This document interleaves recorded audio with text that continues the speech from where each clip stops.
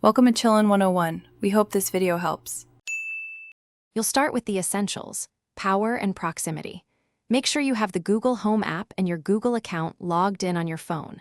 Place the Nest Wi-Fi extender within about 6 to 12 feet of the primary router so the initial connection is strong. Plug it into power and wait for the LED to turn solid white. That indicates the unit is ready. Once done, open the Home app and be prepared to add a new device immediately. In the Home app, tap the plus sign, choose Setup Device, and then New Device in your home. You'll select the Nest extender from the list. If prompted, scan the QR code on the device or follow the guided prompts. The app will search and propose networks. Pick your existing Wi-Fi network to extend, confirm the SSID and password so settings match, and let the extender adopt those credentials. Make sure you allow any requested permissions so the device can complete provisioning and download updates.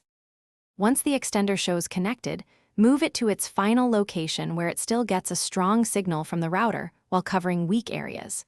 Use the Home app's network tools to run a speed test and verify connected clients switch to the stronger signal.